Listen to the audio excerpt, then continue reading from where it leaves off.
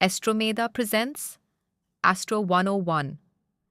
Today, we're talking about Sade Sati and why it's not as scary as people think. If you've grown up in an Indian family, you've probably heard the word Sade Sati spoken with a slight drop in voice, as if naming it too loudly might attract it.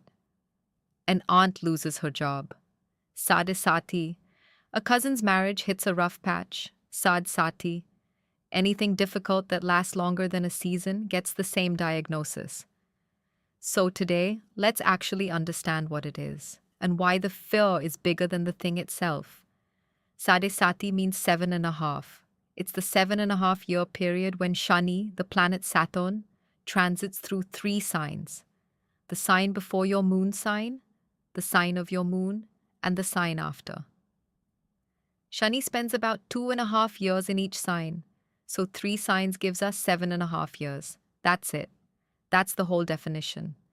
A planetary transit, nothing more. Why does it have such a heavy reputation? Because Shani is the planet of structure, of consequences, of the slow grinding work that real life actually asks of us. When Shani sits near the moon in your chart, the most emotional, most personal part of your inner world gets put under the microscope.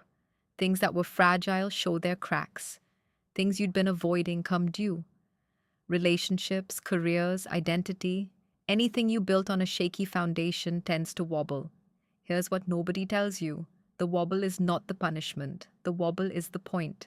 Shani is not interested in destroying your life. Shani is interested in making sure what you build next is something that can hold weight.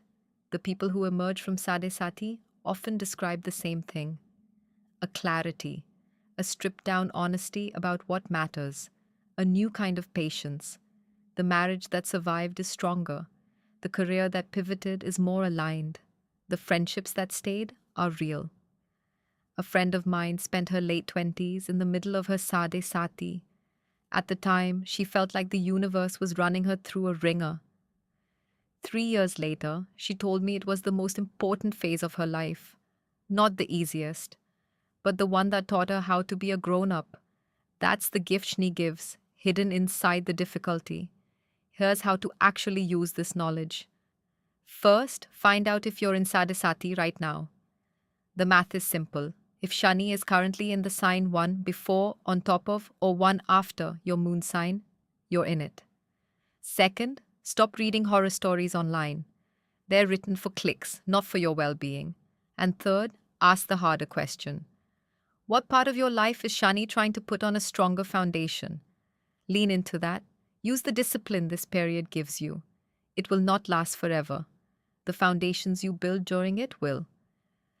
If you want to see whether you're in Sade Sati right now, pull up a free Vedic chart at Astro. It takes a minute, and you'll see your moon sign and the current Shni transit side by side. I'll see you next time.